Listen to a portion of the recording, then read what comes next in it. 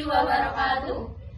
Perkenalkan, kami dari kelompok 1 yaitu kelompok penyinaran matahari. Kami akan mempresentasikan materi dinamika atmosfer. Sebelumnya, perkenalkan, saya Safa Prina Dewi, nomor presensi 33. Saya Alicia Yonanta, nomor presensi 3. Saya Saila Komatunaksa, presensi 34. Saya Inan Pambenarasati, nomor presensi 20. Saya Zara Nur Aini, presensi 36. Selamat menonton! Penyinaran matahari. Apa itu penyinaran matahari? Penyinaran matahari adalah tingkat energi yang berlaku di permukaan bumi. Jumlah energi ini tidak merata dan dipengaruhi oleh beberapa faktor utama. Faktor yang mempengaruhi: 1. Sudut datangnya sinar matahari. Semakin tegal sudutnya, semakin panas energi yang diterima. 2. Posisi lintang. Wilayah di garis lintang lebih rendah 0 derajat Celcius atau khatulistiwa seperti Indonesia mendapatkan penyinaran maksimal sepanjang tahun di area muka bumi. Dataran rendah lebih banyak menerima panas daripada wilayah pegunungan atau dataran tinggi. 4. Jarak dari laut. Daratan lebih cepat menyerap dan melepaskan panas dibandingkan laut. Kemudian ada proses penyinaran matahari. 1. Konveksi, perpindahan panas secara vertikal. Udara panas naik lalu digantikan udara dingin sehingga terjadi angin. 2. Adveksi, perpindahan panas secara horizontal. Udara panas bergerak mendatar dan memanaskan daerah sekitarnya. Contoh angin laut dan darat. 3. Turbulensi, perpindahan panas secara vertikal. Udara panas tercampur dengan udara dingin dipengaruhi oleh permukaan seperti gunung dan gedung. 4. Konduksi, perpindahan panas melalui sentuhan langsung udara dekat permukaan bumi menjadi panas menerima panas matahari. Materi selanjutnya yaitu suhu udara yang akan dijelaskan oleh rekan saya yaitu Saila. Suhu udara adalah ukuran derajat panas suatu benda. Suhu udara ini sangat berpengaruh terhadap kondisi cuaca di bumi.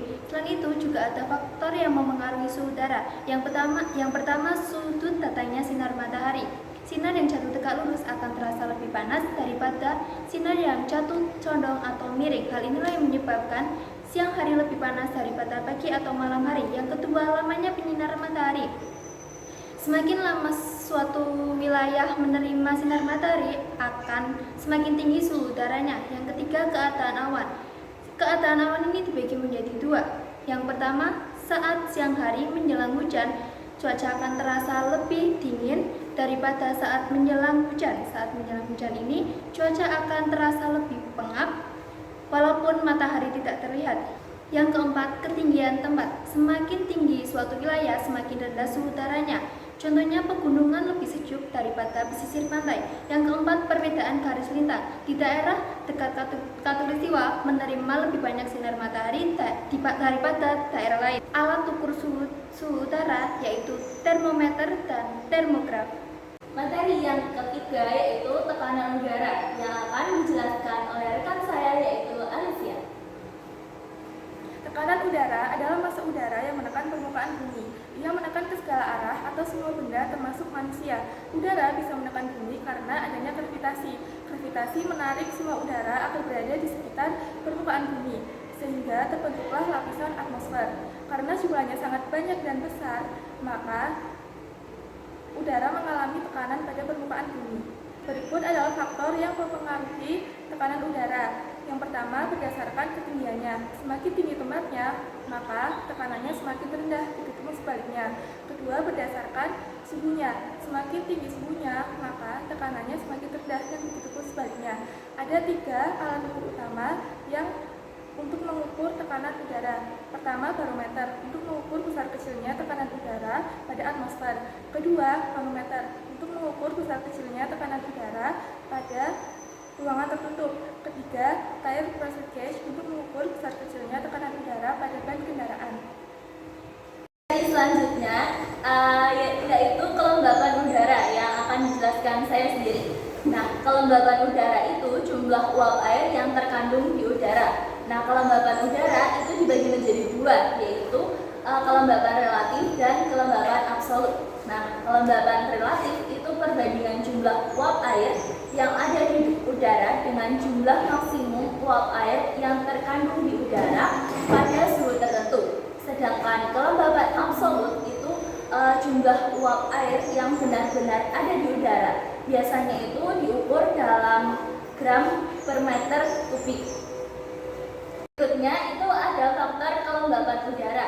Faktor kelembapan udara yang pertama yaitu suhu udara. Nah, semakin tinggi suhu udara itu semakin besar penguapan yang terjadi sehingga kelembapan udara itu meningkat. Yang kedua yaitu tekanan udara. Tekanan udara mempengaruhi banyaknya uap air yang dapat tertampung di atmosfer. Yang ketiga yaitu pergerakan angin. Angin membantu memindahkan uap air dari satu daerah ke daerah lain sehingga mempengaruhi kelembapan. Yang keempat yaitu intensitas penyinaran matahari. Semakin kuat sinar matahari itu semakin besar penguapan yang terjadi. Yang kelima yaitu ketersediaan air. Daerah yang memiliki sumber air yang banyak seperti sungai, danau, dan laut itu cenderung memiliki kelembapan yang lebih tinggi. Yang keenam yaitu topografi wilayah. Ketinggian dan bentuk permukaan wilayah dapat mempengaruhi tingkat kelembapan udara. Yang ketujuh yaitu kerapatan udara. Kerapatan udara menentukan kemampuan udara dalam menampung uap air. Materi selanjutnya akan dijelaskan depan saya yaitu Intan. Awan. Apa itu awan? Awan adalah kumpulan uap air dan kristal es pada udara di atmosfer yang terbentuk akibat proses kondensasi setelah melampaui keadaan jenuh. Kondisi awan berupa cair, gas, atau padat, tergantung pada suhu di sekitarnya. Pembagian jenis awan ada 4. Yang pertama, awan tinggi, awan menengah, awan rendah, dan awan saat suhu udara naik. Pembagian jenis awan. Yang pertama adalah awan tinggi dengan ketinggian 6-12 km. Ada awan cirrus. Awan ini seperti bulu burung, halus dan tidak menimbulkan hujan. Lalu ada awan cirrostratus. Awan ini halus, rata, seperti kabut tipis, dan awan ini menyebabkan fenomena halo atau lingkaran cahaya di sekitar matahari atau bulan. Lalu ada awan cirrocumulus. Awan ini berbentuk bola-bola seperti bulu domba dan awan ini menimbulkan bayangan di permukaan bumi. Lalu ada awan menengah. Awan menengah dengan ketinggian 3-6 km. Awan ini adalah awan altocumulus. Awan ini berbentuk seperti bola-bola dan biasanya bergerombol. Lalu ada awan altostratus. Awan ini tebal dan luas. Nah, awan ini juga biasanya muncul pada sore hari dan menimbulkan hujan gerimis atau hujan pada malam hari. Lalu ada awan rendah. Awan rendah ada awan stratocumulus. Awan ini seperti gelombang air laut dan biasanya awan ini tidak menyebabkan hujan. Lalu ada awan stratus. Awan ini paling rendah dengan ketinggian 2000 meter. Nah, awan ini biasanya seperti bentuknya seperti kelambu tipis kabut gitu. Lalu ada awan nimbostratus. Bentuknya ini tidak menentu dan awan ini biasanya membawa hujan gerimis. Lalu ada awan akibat suhu udara naik. Ini dengan ketinggian 500-1500 meter. Awan ini adalah cumulus. Awan ini dengan tebal dan pucuknya agak lancip dan dia ini sangat terang jika terkena sinar matahari. Awan ini terbentuk karena suhu udara yang naik. Lalu ada awan cumulonimbus. Awan ini sangat volumenya tebal dan besar seperti menara, dan awan ini juga menyebabkan hujan lebat, guntur, kilat, dan biasanya terjadi saat angin ribut. Selanjutnya yaitu angin. Nah, angin adalah massa udara yang bergerak dari daerah yang bertekanan tinggi ke daerah yang bertekanan rendah. Itu biasanya pergerakannya itu dipengaruhi oleh tekanan udara. Nah, angin itu dibagi menjadi 6, yaitu yang pertama angin pasat. Angin yang bertiup dari daerah maksimum subtropik menuju daerah minimum ekuator. Nah, itu di sekitar khatulistiwa keduanya itu bertemu lalu udara naik secara vertikal. Yang kedua yaitu angin tanpa pasat. Nah, angin dari daerah ekuator yang bergerak ke daerah kutub dan turun ke daerah maksimum subtropik. Nah, di belahan bumi utara itu disebut antipasat barat daya, sedangkan di belahan bumi bagian selatan itu disebut angin antipasat barat laut. Nah, yang ketiga yaitu angin darat. Nah, itu angin yang bertiup dari darat ke laut. Biasanya itu terjadi pada malam hari, kurang lebih jam 6 sore sampai jam 6 pagi. Itu dimanfaatkan nelayan untuk berangkat. Yang keempat yaitu angin laut. Nah, angin yang bertiup dari laut ke darat biasanya terjadi pada siang hari, itu kurang lebih pada jam 9 pagi sampai jam 4 sore. Nah, itu biasanya dimanfaatkan nelayan untuk kembali. Nah, yang kelima yaitu angin monsun. Nah, angin yang berubah arah setiap setengah tahun. Angin monsun itu ada angin monsun barat dan angin monsun timur. Angin monsun barat itu dari Asia ke Australia. Biasanya terjadi pada bulan Oktober sampai April, membawa banyak uap air sehingga terjadi musim hujan. Lalu kalau monsun timur itu dari Australia ke Asia, itu terjadi pada bulan April sampai bulan Oktober. Nah, itu dia tuh bersifat kering biasanya, jadi akan terjadi musim kemarau. Yang selanjutnya itu yang terakhir yaitu angin fon. Itu angin yang jatuh, panas dan kering dari pegunungan dan dapat merusak tanaman karena suhunya itu tinggi. Yang selanjutnya yaitu materi hujan yang akan dijelaskan rekan saya yaitu Intan. Hujan adalah peristiwa jatuhnya butir-butir air atau es dari lapisan-lapisan troposfer ke permukaan bumi. Jenis hujan yang pertama adalah hujan zenital. Hujan zenital adalah hujan yang terjadi karena adanya pemanasan yang tinggi. Jenis hujan ini terjadinya di wilayah garis ekuator, di mana memang intensitas panas mataharinya itu lebih tinggi dibandingkan daerah lain. Lalu yang kedua adalah hujan orografis. Hujan orografis adalah hujan yang terjadi karena udara yang mengandung uap air didorong oleh angin menaiki lereng pegunungan sehingga hujan terjadi di lereng yang dilaluinya itu. Lalu yang ketiga adalah hujan frontal. Adalah hujan yang terjadi di daerah frontal, di mana ada pertemuan massa udara panas dan dingin. Materi selanjutnya yaitu klasifikasi iklim dunia yang akan dijelaskan oleh Sayla.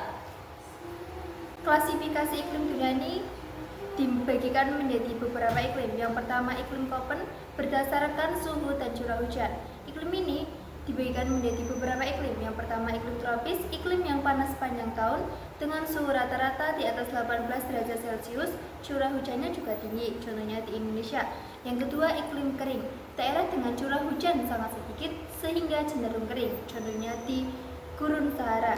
Yang ketiga iklim sedang, memiliki musim panas yang hangat dan musim dingin yang tidak terlalu dingin, contohnya di Jepang dan Korea Selatan.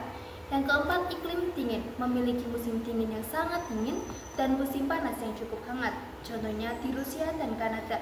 Yang terakhir iklim kutub, iklim yang sangat dingin sepanjang tahun, suhu rata-rata di bawah 10 derajat Celcius, contohnya di Antartika. Yang kedua iklim Schmidt-Ferguson. Tipe iklimnya terdiri dari tipe A sangat basah, tipe B basah, tipe C agak basah, tipe D sedang, tipe E agak kering, tipe F kering, tipe G sangat kering, dan yang terakhir tipe H ekstrem kering. Yang ketiga tipe Oltmann. Tipe ini dibagikan menjadi beberapa tipe.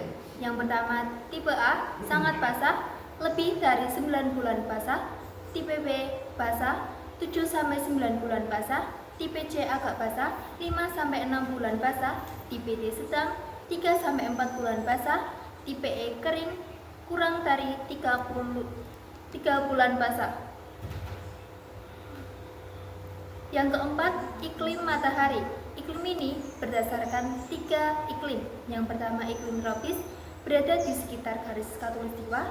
Daerah ini mendapat sinar matahari lebih banyak sehingga udaranya terasa panas sepanjang tahun, curah hujannya juga tinggi, contohnya di Indonesia. Yang kedua, subtropis, berada di antara daerah tropis dan daerah dingin, mengalami 4 musim yaitu semi, panas, gugur, dan dingin, contohnya di Jepang dan Korea. Yang ketiga, iklim dingin, Iklim berada di daerah dekat kutub bumi, suhunya sangat rendah dan tertutup es atau salju, contohnya di Antartika. Yang kelima, iklim Chungho.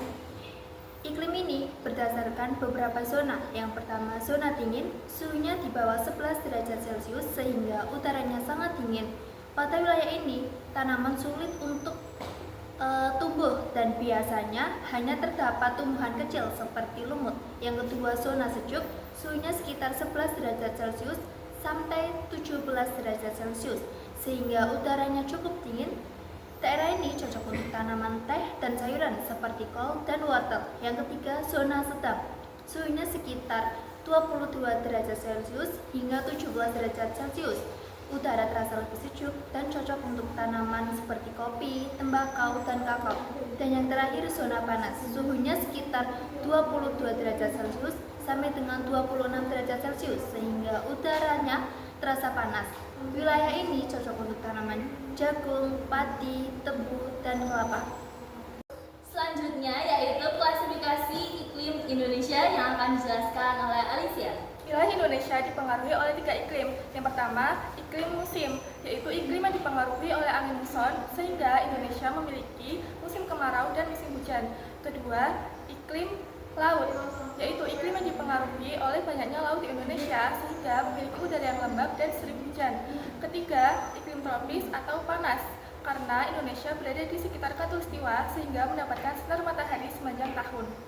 Berikut penyebab perubahan iklim. Yang pertama, pemanasan global, yaitu meningkatnya suhu bumi dikarenakan banyaknya gas rumah kaca di atmosfer.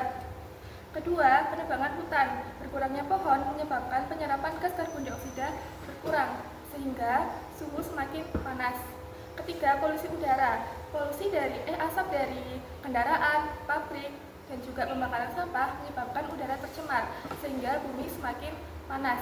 Ketiga, penggunaan bahan bakar fosil seperti minyak bumi, batu bara, dan gas yang menghasilkan gas penyebab pemanasan global. Selanjutnya, dampak perubahan iklim. Yang pertama, suhu bumi meningkat, jadi bumi lebih panas dari biasanya. Kedua, cuacanya ekstrim. Cuacanya itu tidak menentu, kadang panas berlebih dan kadang hujan lebat. Ketiga, hujan dan kekeringan, karena dipengaruhi oleh perubahan curah hujan dan suhu. Keempat, es batunya mencair, karena terkena suhu panas dari bumi sehingga dia meleleh. Berikut solusi perubahan iklim. Yang pertama, menghemat energi seperti menghemat penggunaan listrik dan juga bahan bakar. Kedua, menanam pohon untuk membantu penyerapan gas karbon dioksida di udara. Ketiga, mengurangi polusi dari asap pabrik, pembakaran sampah, dan juga kendaraan. Keempat, menggunakan energi yang ramah lingkungan seperti energi matahari yang biasanya disebut PLTS dan energi angin yang biasa disebut PLTB. Pertanyaan yang pertama, menurut kalian, salah satu upaya yang paling efektif yang harus dilakukan untuk Negara Kesatuan Republik Indonesia dalam menghadapi fenomena perubahan iklim yang sedang terjadi saat ini adalah dengan upaya apa saja? Menurut kelompok kami akan melakukan reboisasi atau penanaman hutan kembali untuk menyerap karbon dioksida dan mengurangi pemanasan global. Lalu kita akan mengurangi penggunaan bahan bakar fosil serta beralih ke energi terbarukan seperti tenaga surya dan angin. Lalu kita juga akan mengelola sampah dengan baik melalui kegiatan 3R, reduce, reuse, dan recycle. Lalu kita akan melindungi hutan dan mencegah penebangan liar karena hutan berperan penting dalam menjaga keseimbangan iklim. Lalu yang terakhir, kita akan meningkatkan edukasi dan kesadaran masyarakat agar lebih peduli terhadap lingkungan.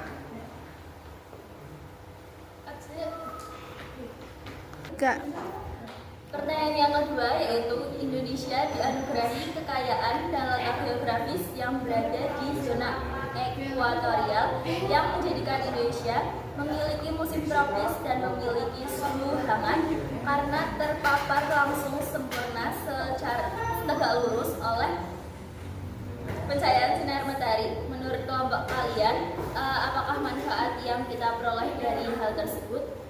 Nah, menurut kelompok kami, terdapat banyak manfaat yang diperoleh, yaitu tanah menjadi subur sehingga cocok untuk kegiatan pertanian dan perkebunan. Terus juga sinar matahari tersedia sepanjang tahun sehingga tanaman dapat tumbuh dengan baik. Lalu ada keanekaragaman hayati yang sangat tinggi, baik flora maupun fauna. Terus hasil pertanian dan perkebunan melimpah seperti padi, kelapa, sawit, kopi, kakao, dan rempah-rempah. Terus berpotensi juga mengembangkan energi surya karena mendapat sinar matahari yang cukup sepanjang tahun. Lalu ada juga mendukung sektor pariwisata karena memiliki iklim yang relatif dan juga nyaman. Jadi kesimpulannya itu letak Indonesia di zona khatulistiwa memberikan banyak manfaat keuntungan, terutama pada bidang pertanian, perkebunan, keanekaragaman hayati, dan juga perekonomian. Sekian presentasi dari kami. Mohon maaf jika ada kesalahan kata. Kami akhiri. Wassalamualaikum warahmatullahi wabarakatuh.